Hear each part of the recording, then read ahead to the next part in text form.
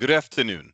Welcome to preparing for the year-end close and the printing of your year-end tax forms with Sage 50 US Edition. While we allow time for everyone to get logged in, just a few housekeeping tips to ensure a quality experience. We're streaming live, so it's highly recommended that you close any bandwidth-heavy apps. And we've also disabled cameras and microphones to maximize audio and video quality. This webcast is being recorded. All attendees will receive an email link to the recording of this webinar shortly after it's concluded, and you can also find a recording of this webinar on our Community Hub. You also may ask your questions throughout the webcast using the Q&A chat feature, and we do ask that all questions are kept within the topics of this webinar.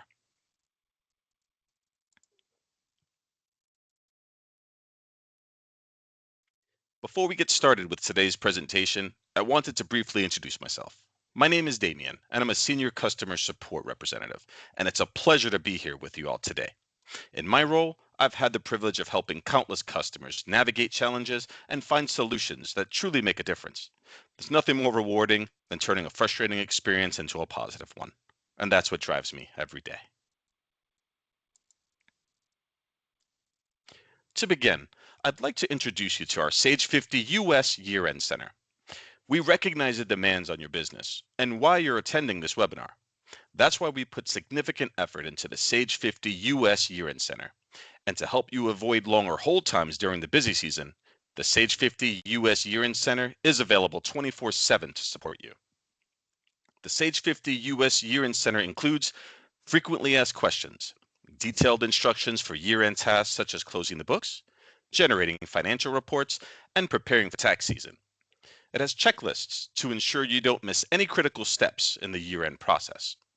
Updates and downloads, such as the latest software and payroll tax updates, along with the latest announcements, news, and alerts regarding your Sage 50 software. Support resources, such as links to helpful articles, videos, or for any immediate support needs, you can chat with us via our automated assistant or live chat.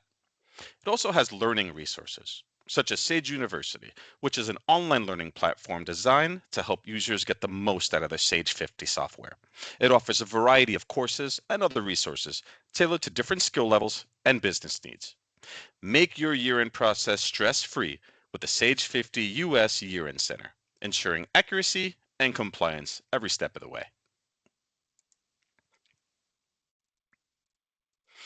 During this presentation, we'll be going over the printing of the payroll tax forms W-2, 940, and 1099. Helpful payroll tax reports that can be used to assist you with processing your payroll tax forms, closing your year using the year-end wizard, helpful year-end Knowledgebase articles, and briefly discuss two upcoming changes to payroll, those being special catch-up for retirement plans and the big beautiful bill overtime tax changes. Let's continue with how to access your payroll tax forms and the printing of your federal tax form W-2. So there are a couple of different ways to access the W-2 tax form. Personally, I like to go to Reports and Forms. Forms. We'll come down to Tax Forms. I'm going to select Preview and Print. And here we have our payroll tax form selector. So we're going to go ahead and select 2024 W-2, W-3, our year. You're going to make your selections here. Mine's are going to be a little bit different for testing purposes, but make your selections here. And you can select OK. And we'll give this a moment to load.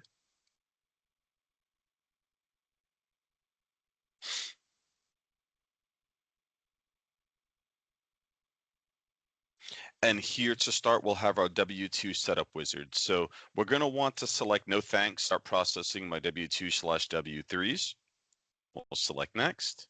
You can confirm your company FEIN. Select next. No, I use single data file for this company. Make your selection and click next. You're going to confirm all of your company information here. And when that's done, you can click next. Make your selection here. Personally, I'm filing for my company/employer. I'm going to select next. Confirm any state tax items. select next. Same here, you can confirm, add, or edit any local tax items. When you're ready, select next.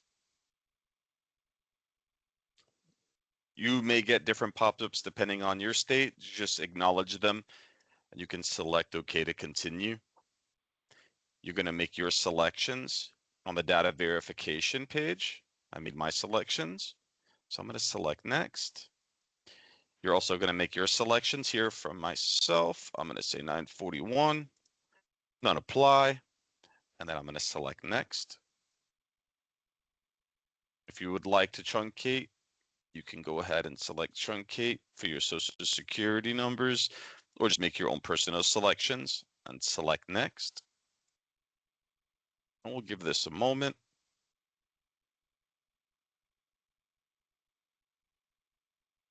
It's loading the tax preparer. Sometimes it can be a little bit faster than this. There we are. So we're just going to acknowledge that we can review and edit the information on the preparer sheet, print our own personal copies if we'd like to, and then we'll go through with the submission. We're going to be printing today. So on the first page, you're going to be presented with highlighted blue fields. Just go ahead and confirm the information, update any information as needed, and when you're done, you're going to select next. And we're just going to continue this process through the whole W-2 preparer sheet. If you get any error messages, you will have to go back and correct them. So I'm going to go ahead and select go back and correct. Looks like the social security number was missing a couple of digits here. So we're going to fix that. And I'm going to select next. And now you see it allows me to proceed. And we're just going to rinse and repeat this process through confirming the information is correct in the highlighted fields and selecting next. There's our federal information, looks good. State information looks okay. Any unassigned columns where applicable, this is where you would update those, confirm they're correct, and you can select next. Finally, we'll get just a short information window saying before we proceed, you can go back and double check if you want. I already know the information is correct, so I'm going to select agree so we can continue on with the printing process.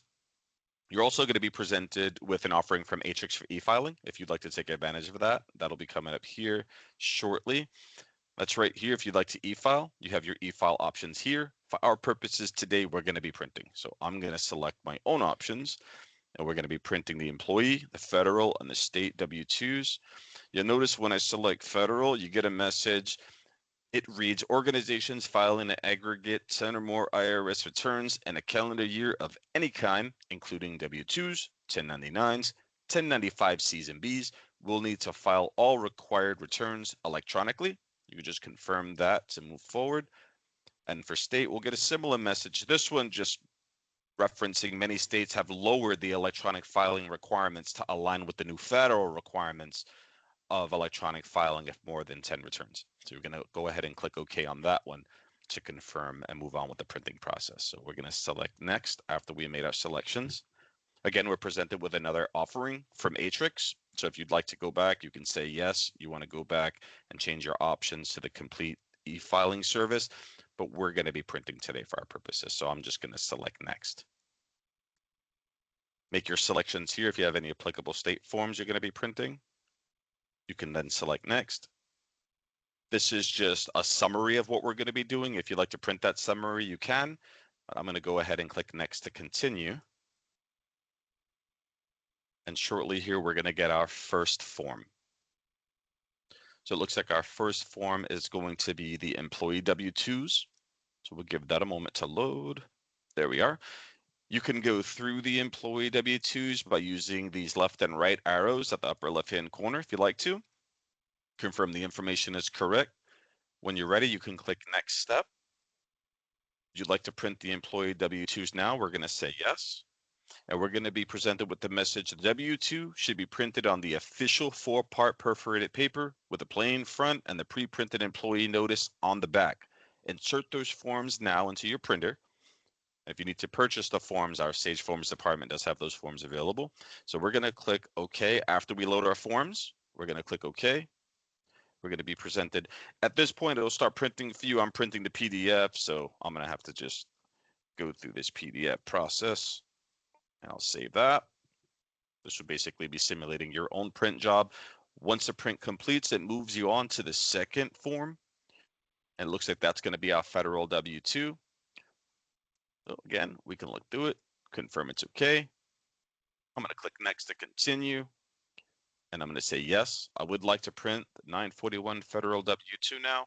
And we're presented with another message. The federal copy cannot be printed on perforated paper. So you're going to go ahead and insert plain paper at this time. And when you have that loaded, then you can click OK to continue. I'm going to go ahead and just do this here. Because I'm printing the PDF. Your printer would be printing out the documents as we speak. Our third form is going to be the federal W-3. And you would just go through and correct or verify the information is correct.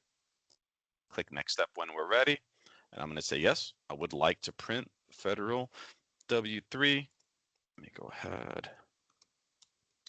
And we're just going to save that. Our fourth form will be any state or applicable state tax form. So I'm going to go ahead and just confirm everything looks okay. We're going to select next. Would you like to print the Georgia W-2 now? Yes, I do. And again, for me, I'm just going to save that PDF there. If you have any other applicable forms, they're going to pop up now. I have the G01003 report. You may get different ones, but similar to the other forms, go ahead and confirm everything's correct. If there's any red fields that you have to fill in, go ahead and fill those in. And then you can select next to continue. And we have a notice just basically saying, if you want to go back and double check your work, you can go back and double check it. I know everything is okay. So just verify everything's all right. And when you're ready to continue, you can just select agree to move forward. Would we like to print the G1003 report now? We're going to say yes. And I am going to save that. And then our final form is going to be the employer W-2. We'll give that a second to pop up. We can look through it, make sure everything looks okay. Once you've confirmed it's okay, you can select next step. And I'm just going to go ahead and save that. And once you've saved your final form, if we give it a moment here, it's going to pull up the history window. So congratulations, you've completed running the W-2. This is just giving you some options here. It shows you what we successfully completed. And then if you'd like to submit any correct any completed W-2s, you have that option. If you want to go back an e-file or print incomplete W-2s, if you want to reprint any completed W-2s, or for whatever reason, if you need to completely start over, you can click this button to start the process over from scratch. That completes the printing of your tax form W-2. When you're ready, you can just click close. It'll bring us back to our select report or form window. You can close that and then basically move on with your day, or you can move on to the next form. Okay. All right. And next, let's begin with the printing of the tax form 940. And now that we've completed the printing of the federal tax form W-2, we can go ahead and begin the printing of the federal tax form 940. So similarly to the W-2, I'm going to go this time to reports and forms, mouse over forms. We're going to select tax forms, preview and print, which is going to pull up a payroll tax form selector, and sorting from top to bottom. So we're already filtered for federal. We're going to go ahead and select our 2024 940 report. Again, for purposes of this demonstration, the 2025 form is not available yet. So we're just going to go through the process using the 2024 form. It's no different when you have access to your 2025 forms moving forward. Okay. Our frequency is going to be yearly, and the year is 2025. So once we verified that information is correct, I'm going to go ahead and click OK. And after the short loading period, it's actually going to go ahead and pull up the 940. You're not going to see the company setup wizard anymore because we've already completed it. That was where, if you remember, we had to enter the FEIN number. So that's already been completed. So that's not going to pop up. We can just go straight to the form and begin the printing process. We're first presented with a prompt basic instructions on what we're going to be seeing here to review and edit. Update any red highlighted fields. We can make our own personal copy if we want to. I'm not going to be doing a personal copy for myself for this demonstration, but if you wanted your own personal copy, you would just click that print button up here. And then just the printing and or e-filing of your federal state copy. So I'm going to click OK to acknowledge that message. And then we have another pop-up just regarding the red fields. If there are any red fields anywhere on the 940, they are required. So we would have to fill them in before it allow us to go through and print. So I'm going to acknowledge that message as well, just by clicking OK. So now that we have access to the 940 here on page 1, you would just scroll through and verify your information is correct. Okay, once you do that, we can go ahead and address this red field. I'm just going to put in $1.80 here, just put something in there so I can satisfy the red field. And then I'm going to tab to go over to page 2, which is the signature page. So here on page 2, if you have any information on here, you also want to go through, verify that it's correct. I'm going to go ahead and address this red field, which is basically asking for our title. So I'm just going to give myself a title of stage.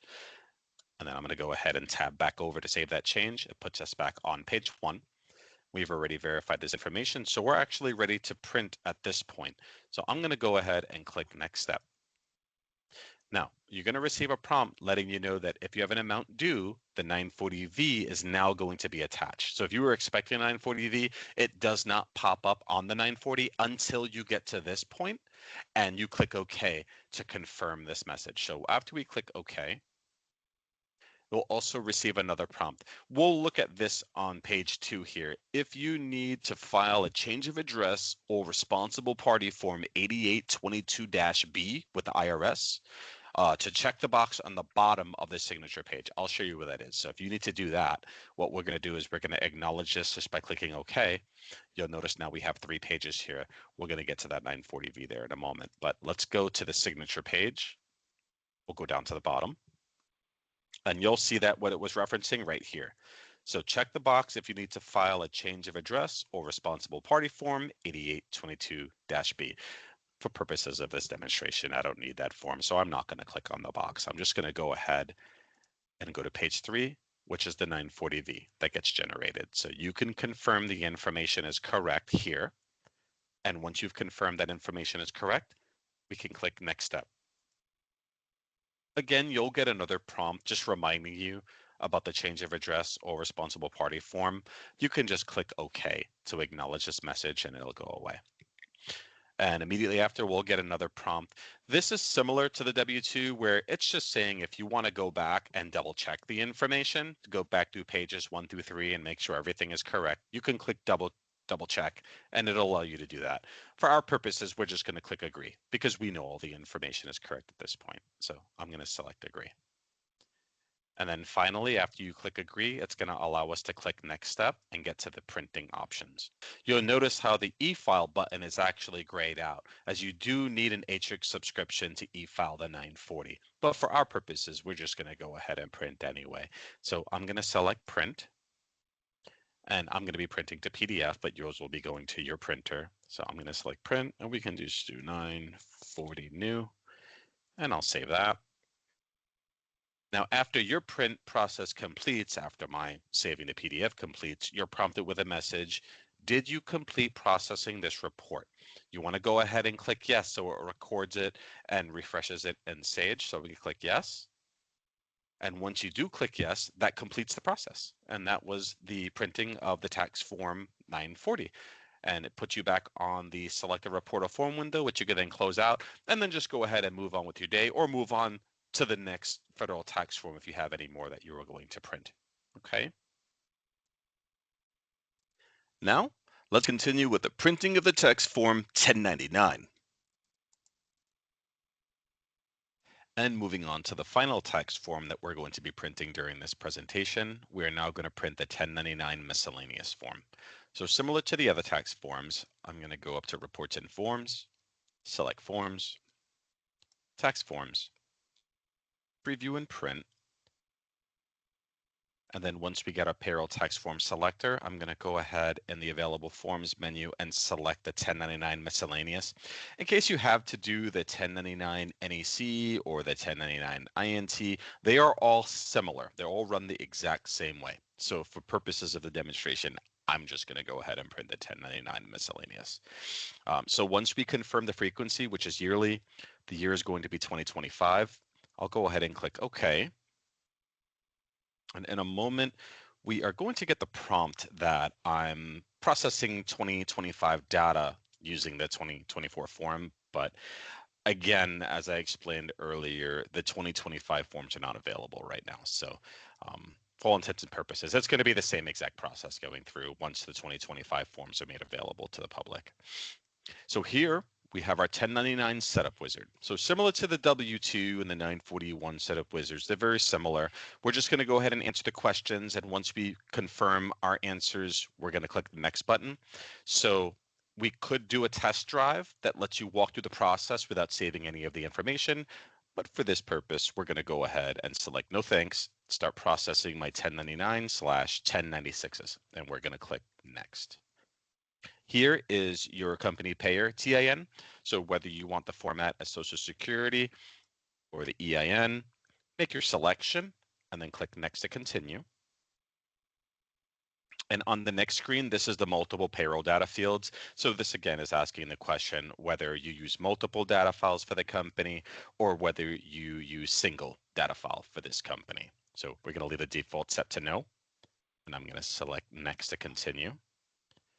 So here in the payer information window, you notice there is a red highlighted field here. So the email address for the contact is required. So I'm just going to go notemail@notemail.com just to put something in there. And there aren't any other indications here that there's a problem, but watch when I click next. So you see, even though there wasn't an error highlighted here, this is an issue. This field for the contact name is only alphanumeric. So we're going to go ahead and just take out that 2025, and I can click next to continue. And there we go. Let us proceed on to the next page, which is the tax preparer type. So either you're filing for your company/payer, or you're a third-party paid tax preparer filing for one or multiple companies or EINs. So we're going to leave the default to I'm filing for my company/payer. And I'm going to select next. Now, this is also a little different. This is if you have a transfer agent. So as default, we're going to see it selected as I do not use a transfer agent.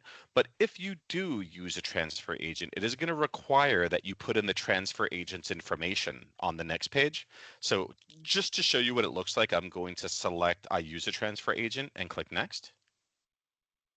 And as you can see here, it just requires a transfer agent's information. So you would go ahead and put in all the transfer agent's information, click next, and then it'll push us over to the state and local tax items page.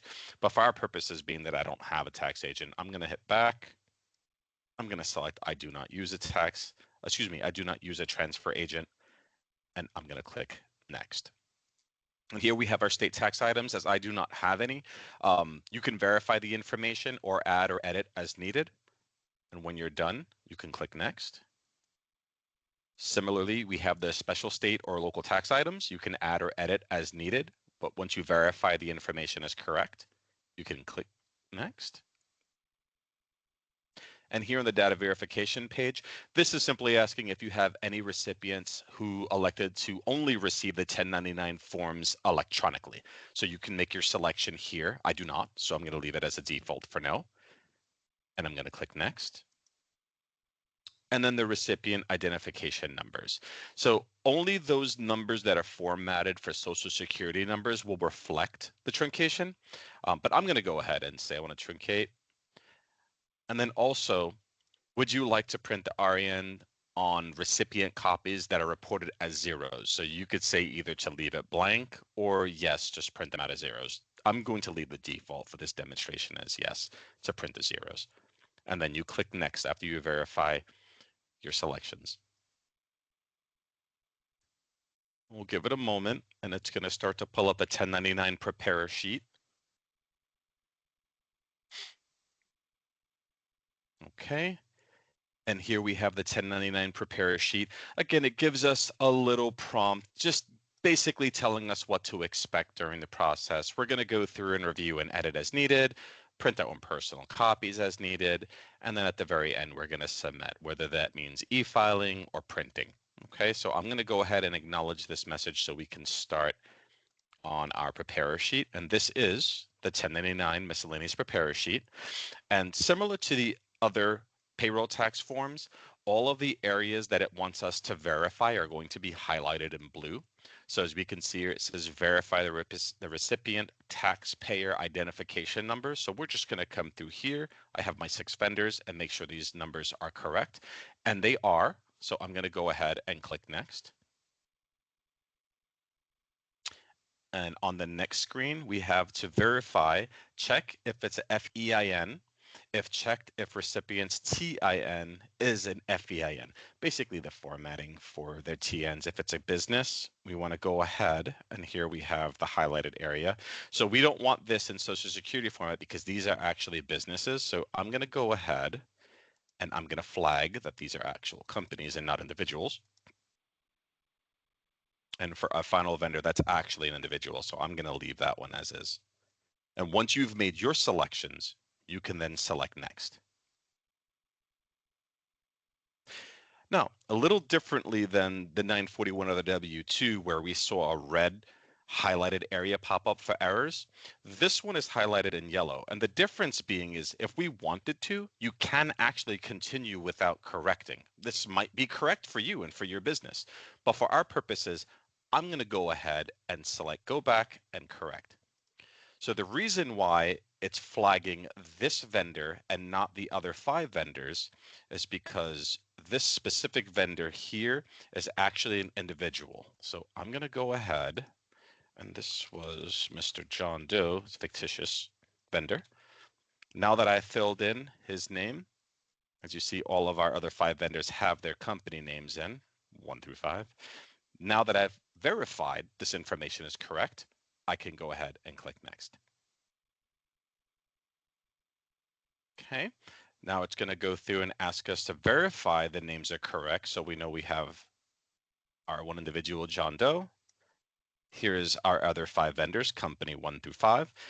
I've now verified all of the names for my recipients are correct. So I'm going to click next step. And now it would like us to verify the recipient's addresses. So also highlighted in blue, we can take a quick look here. These are all the addresses. That all looks good. Okay, so once you've verified that the address information is correct for your recipients, we can go ahead and click next. Now it would like us to verify the income boxes. So we can see here, I have my miscellaneous set as other income. You'll make your selections as needed in the 1099 defaults, but mine is for miscellaneous other. So in box 3, it shows all of my checks. That looks good. I'm going to go ahead and once I verify the information is correct, click next. Now it would like us to verify the state is correct, and we can see here highlighted in blue, all of these recipients are Georgia recipients, so that information is correct. Once you make your selection, or once you verify the information is correct, you can click next. And we want to verify the amount of state income and withheld. So within our software for 1099 vendors, it does not actually record state income. So that is not going to be applicable to what we're doing now. So you can basically just skip this part. There is nothing to verify or confirm because it does not exist within our software. So I'm going to go ahead and click next to continue. And here we have another important notice. Similar to the other tax forms, if you want to click double check, just to go back through the preparer sheet, make sure all the information is correct and verify everything is good to go, you can click double check and it'll allow you to go back. But for our purposes, I know that everything is correct. So I'm going to go ahead and click agree to proceed with the 1099 printing. Similar to the other tax forms that we printed, there are offerings through Atrix to do the complete e-filing. So if you would like to e-file, those options will be available shortly. But for our purposes, we're going to be printing, so I'll acknowledge the messages just by clicking next or OK where applicable. And here we are. So if you wanted to do the complete e-filing through Atrix, that is available. For our purposes today, we're going to be printing. So I'm going to select my own options, and I'm going to print my recipient 1099, my federal 1099 and 1096, and my 1099 and reconciliation forms. So you notice by default, it had selected the e-file for federal 1099s and 1096s. So I'm going to go ahead and uncheck these boxes. And when I do, it's going to give us a similar message, just basically a reminder stating that an aggregate of 10 or more IRS returns in a calendar year of any kind, including W-2s, 1099s, 1095s, Cs and Bs, will need to file all required returns electronically. So we're just going to acknowledge that message. We'll see a similar one here for state. We've seen this in the other two tax forms that we printed. So I'm going to go ahead and acknowledge this by clicking OK. And now we're ready to click next to continue with the printing process. And here again, we have one more offering and a reminder that Atrix has a complete 1099 e-file service. If you're interested, you can click this little checkbox here and say, yes, I'd like to continue. But for our purposes, we're going to be printing. So I'm just going to go ahead and click next to proceed. Similar to the other tax forms, this is just to review the data. It's going to tell us the steps we're going to be taking. You can make a printout just of this list if you want. For these purposes, I don't necessarily need it. So I'm just going to click next to proceed.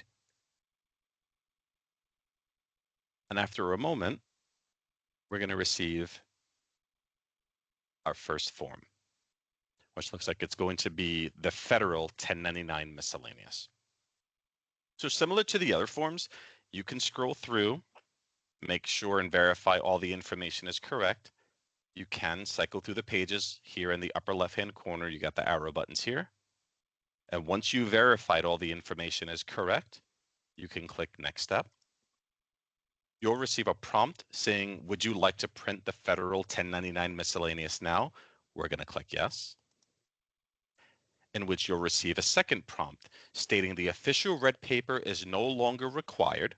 The federal 1099 miscellaneous copy cannot be printed on perforated paper.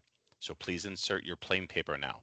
This is when you would go ahead and place your plain paper into the printer. And once you've done that, you can click OK and the print process will begin. For my purposes, I'm going to be printing the PDF. So I'm just going to write down here. I'll just do 1099 Fed and we'll save that. And once the print process completes, it's going to move on to the next form, which is our federal 1096. And here we have the federal 1096. So again, you just want to verify the information is correct. And once you verify the information is correct, you're going to go ahead and click next step. We're going to receive another prompt. Would you like to print the federal 1096 now? We're going to select yes. In which brings up another prompt informing that the official red paper is no longer required. The federal 1096 copy cannot be printed on perforated paper. To please insert your plain paper now. So you would go ahead and insert the plain paper into your printer. And once you've completed that, then you can click OK to start the printing process. So I'm going to click OK.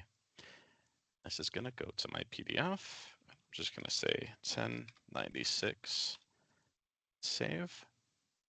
And once the printing process completes, it's going to then move on to the third form, which is the recipient 1099. So here we are. These are all my vendors. And I'm going to go ahead and scroll through, verify that the information is correct. Everything looks okay. And I'm going to go ahead and click next step. Again, we'll receive a prompt. Would you like to print the recipient 1099 miscellaneous now? I'm going to say yes. And then we're going to get a secondary prompt. So this is a little different. Please insert the 4-part perforated 1099 paper you purchased now. And if you do not have those forms, our Sage Forms department does sell them. So you can reach out to Sage Forms to acquire those forms if you don't already have them. But I'm going to click OK. Once you load those forms into the printer, then you can click OK. And then I'm going to print a PDF. And we'll save. And after your print process completes, it's going to move on to the fourth form, which is the payer 1099 miscellaneous. So we'll give that a moment. And here we are. So again, you're just going to look through the form, verify all the information is correct. And when you're ready, click Next Step. You'll receive the prompt. Would you like to print the payer 1099 miscellaneous now? We're going to select yes. We'll get that secondary prompt to please insert the 4-part perforated 1099 paper you purchased now. So you're going to go ahead and insert your 4-part perforated paper into your printers. And then once that's done, you click OK. And again, I'm going to do the 1099 here. And this is going to be,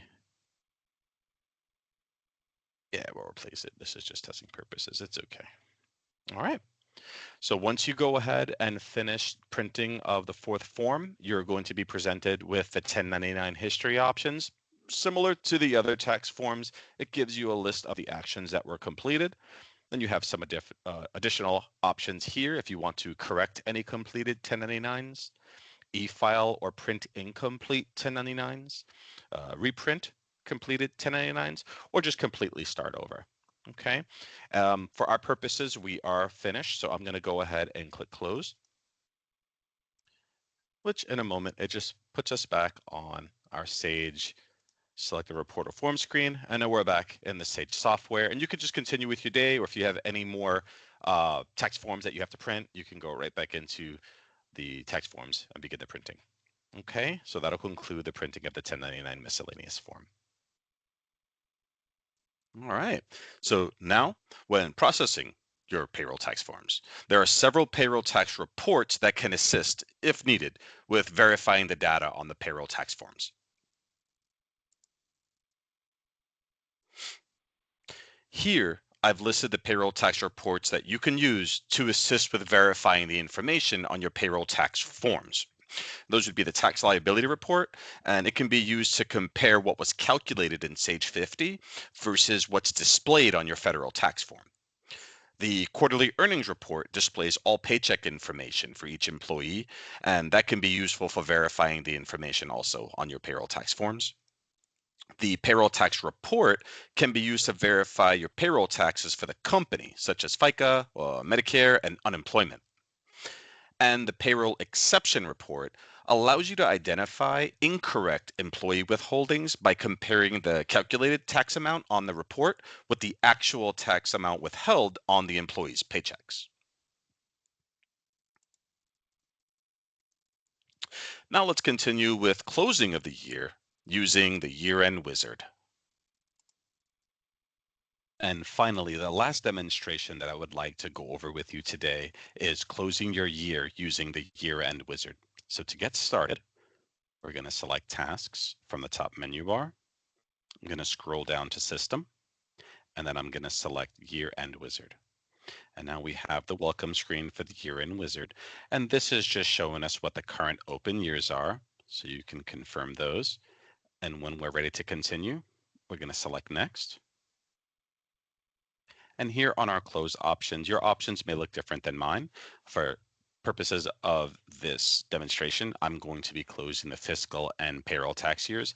You might have the options to only close your fiscal year or to only close your payroll tax year, or actually to close both. So make your own selections as needed. And then when you're ready, click Next to continue. And on the next screen, if you wanted to print any of your year-end reports, you can do so at this time. But if you print those reports, it will force the year-end wizard closed, and then it'll allow you to print the reports, and then you would have to start the year-end process over again. So for sakes of this demonstration, we're not going to be printing any reports. I'm just going to go ahead and click Next to continue to the next screen. Okay.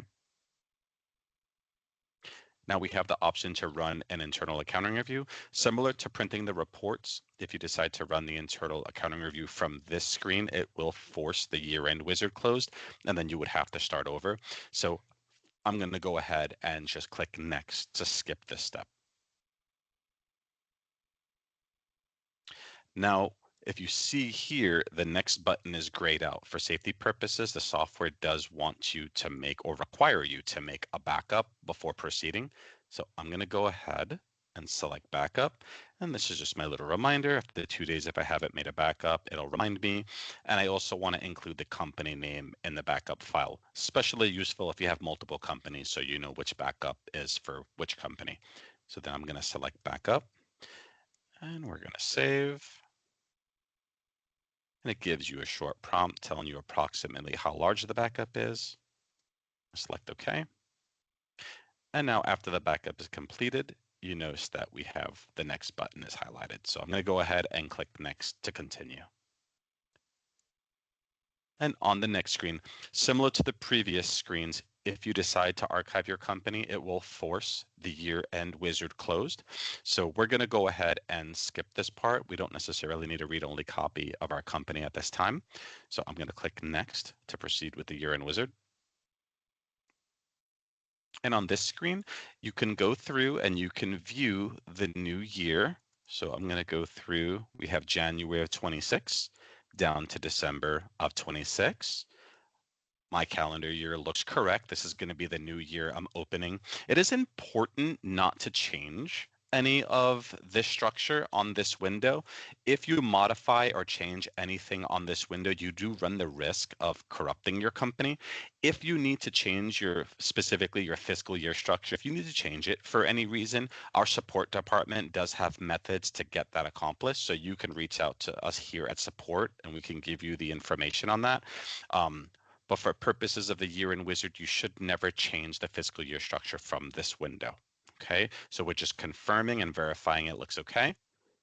And once we're done, we can click next to continue. And now on this screen, this is just a confirmation letting us know which year is going to be closed and which years are going to be open once the year-end wizard is complete. So you're going to just view this and verify everything looks okay here. And when you're ready, you're going to click next. And before we select begin and close, I would ask that you uncheck this button here that says run data verification. It's antiquated. You no longer need to run the data verification during the year-end process, and it can make the year-end process take significantly longer depending on the size of your company. So it is recommended to actually uncheck the box that says run data verification. And then also, you want to make sure, especially for those of you that have larger companies and you might be on a local network, you would want to run the year-end wizard from your server. Okay. But when we're ready, we're going to select begin close. Being that my company is significantly smaller, that process went through remarkably fast, but congratulations. Once you're done with the year-end wizard, you'll see a congratulations, and you will also see your closed years and your open years, and you can just click finish to complete the process. And that was actually running the year-end wizard. And if we wanted to confirm that our new year is open, we can always go up to the period tab here. I know you're all familiar with this. And we can now see that I have the years of 25 and my new years of 26 opened. Okay. And that concludes closing your year with the year-end wizard. I've also included knowledge-based resources that you can reference to get more familiar with the topics that we discussed in today's presentation.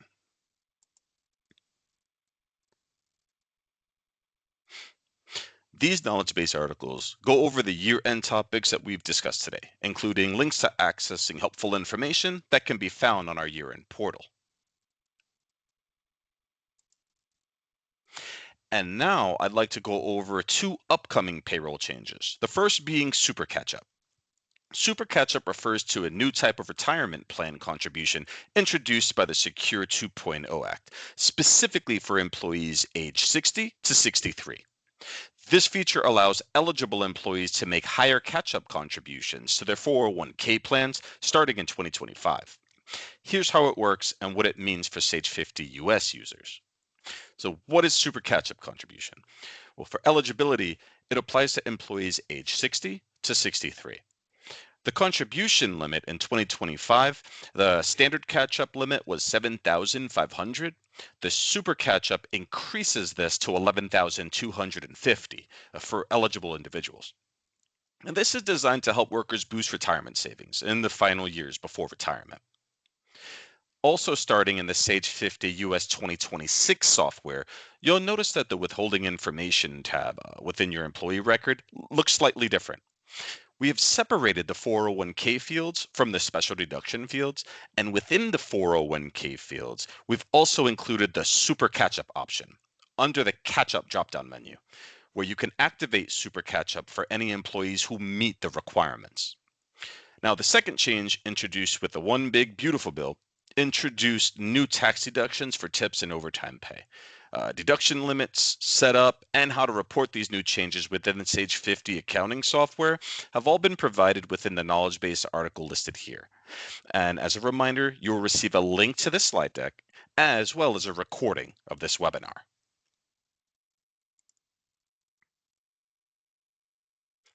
And if you need assistance beyond the knowledge base, don't forget about live chat, which can be accessed through the Sage Support Resource Center or in product.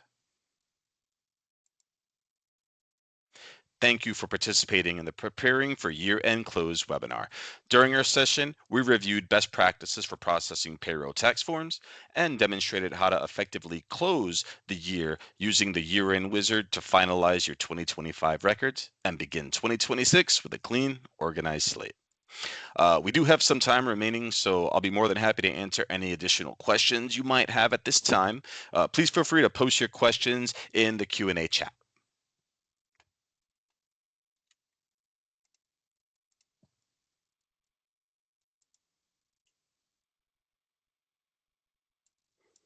Okay, let's see what we have here.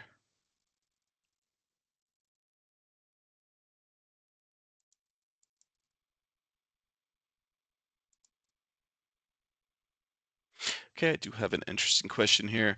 It reads, the 1099 lists only show the vendors that have the 1099 information entered when the vendor was set up, question mark. And yes, that is correct. The vendor must be configured within a 1099 type, whether they're an independent contractor or an interest contractor, in order to put the information on the preparer. Okay, and this can be entered at any time, not just during the initial setup. Let's see. Okay, I see another question here. Can we e-file W-2s and 1099s for the same company in a single transaction? No, unfortunately not. The W-2 and 1099 preparer wizards must be run separately. Same company, you just have to run them one at a time. Okay.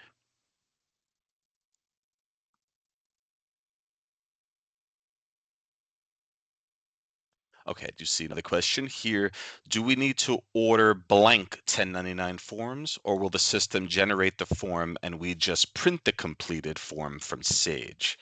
The 1099 forms will print on blank 4-part forms. The printed red copies are no longer supported. Okay, we have a laser forms for those now. Let me see what else we have here. Okay, here's another question. Do you have to have separate Atrix licenses or accounts for each entity you file for? Yes, a separate e-file license is required for each unique EIN that you're filing for. Okay, let's see what else we have. Here's a good one. If we prepare 1099s for our clients, are we considered a transfer agent? No. Preparing a 1099 form for clients does not make you necessarily a transfer agent. Okay. Let's see here.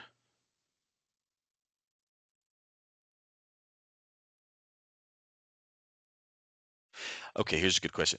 Why does it not bring the TIN format over from the vendor setup?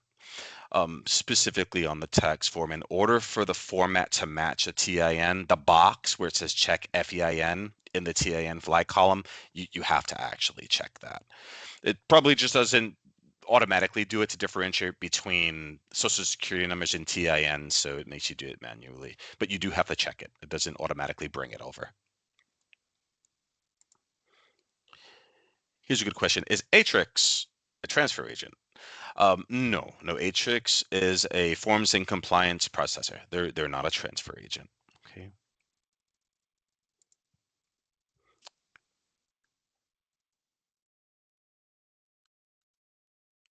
Okay, here's another question.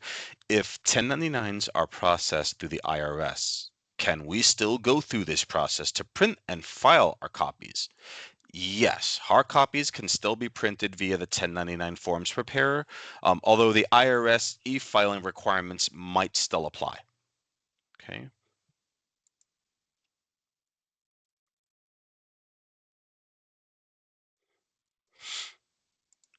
Let's see here.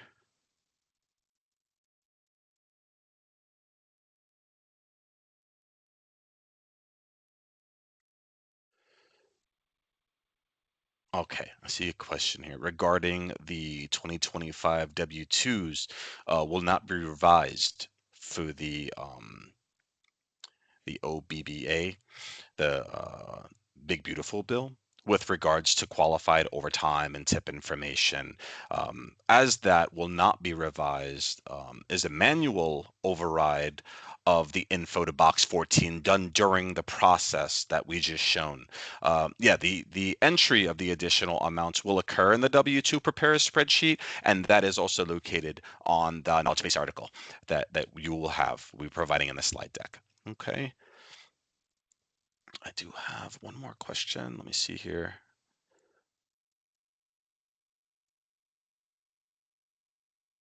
When do we anticipate the 2025 W-2 forms to be released? And those year-end tax forms are typically released somewhere between mid to late December. It just depends on the IRS approval. So, but typically mid to late December, you'll see those be released.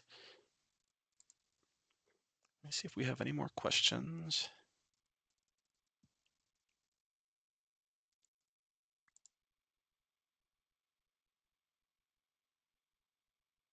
Okay, here's one. Are you able to run the year-end wizard to add new periods before you run the year-end tax form? Yes, the year-end wizard can be run first, provided you don't close the tax year you're attempting to file for, because you can't enter anything in a closed year. So yes, you can absolutely do that. Let me see what else we may have here.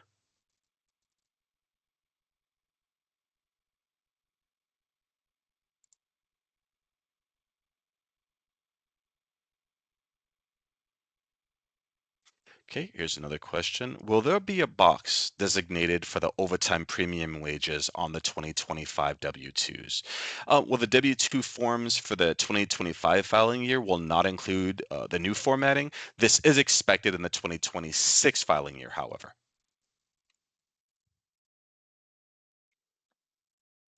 Okay, let me see.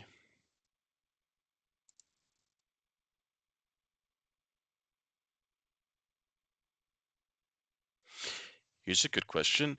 Where is the overtime reflected on the W-2?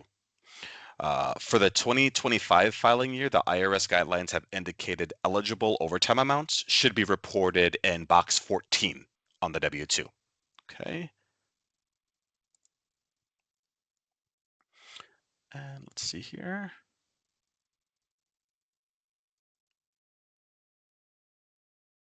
Someone did have a question regarding what about the 1099 DIV forms and where can they be located? Unfortunately, now within the software, those forms are not currently supported. Okay.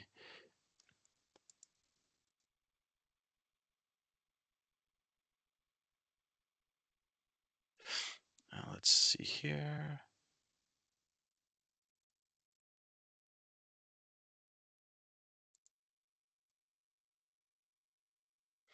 Okay, here's another question.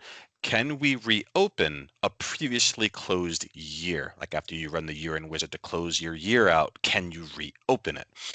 In order to reopen a previously closed year, you have to restore the backup that was prior to closing the year. Um, so if you just close your year today and you needed to reopen it, remember how it forced me to make the backup before I could continue? You would take that backup and restore it, and that will effectively reopen the year. Okay.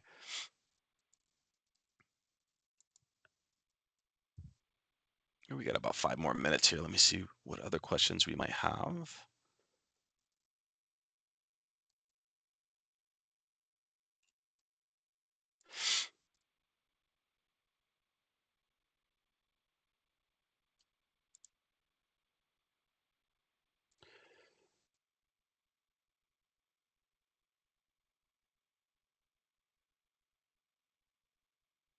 Okay, here's a good question. Can we order the same blank forms for the W-2s and the 1099s since they are all the four-part forms now? So the instructions for each of the respective forms are pre-printed on the back of the forms. So it is recommended to purchase the blank W-2s and the blank 1099s separately because they are two different forms, but they can still both be purchased from our forms department.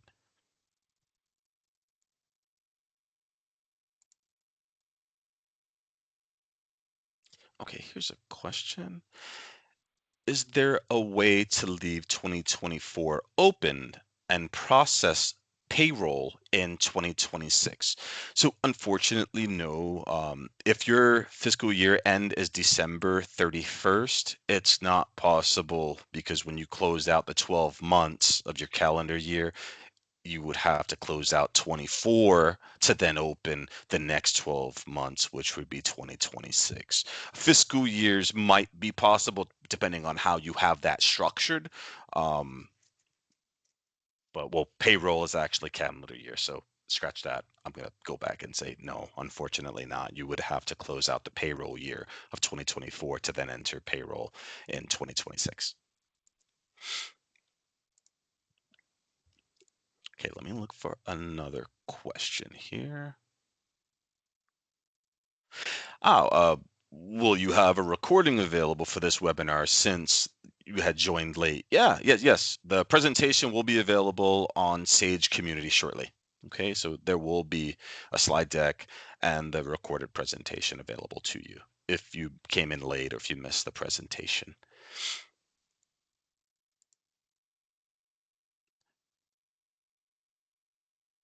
Okay, let's see.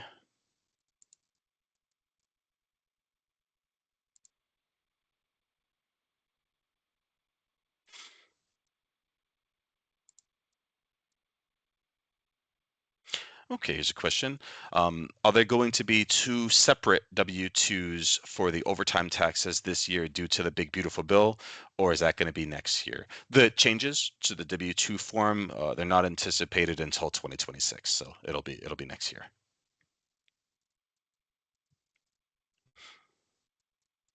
Okay, let's see if I can get a couple of more of these questions in.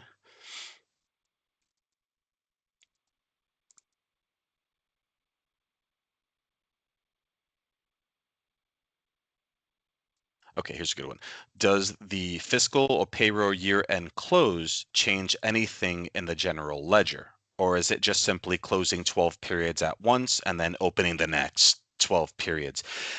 It does close the type accounts income, expense, cost of goods, equity gets closed. It will also close those to the retained earnings account automatically at the end of the year. Okay, let's see.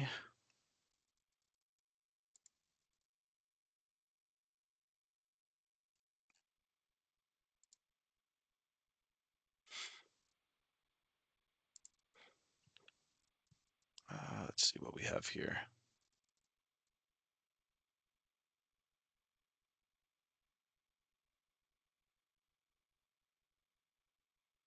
Okay, Do I close the year before the income tax return is filed? Changes are often made before those returns are filed.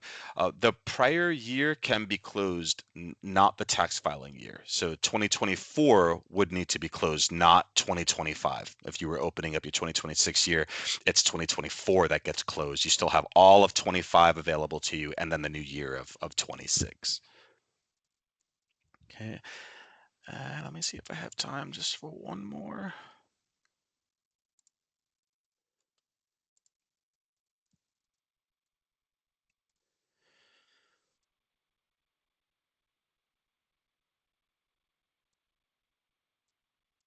I think I did access all the questions here. Please note that any additional questions, we will go ahead and answer them, and they'll be up on our community shortly. Okay. I do want to thank all of you for attending the year-end close webinar today. It means so much that you all attended, and I do hope this helps you all going forward with your year-end close and the processing of your payroll tax forms. Thank you so much again for attending.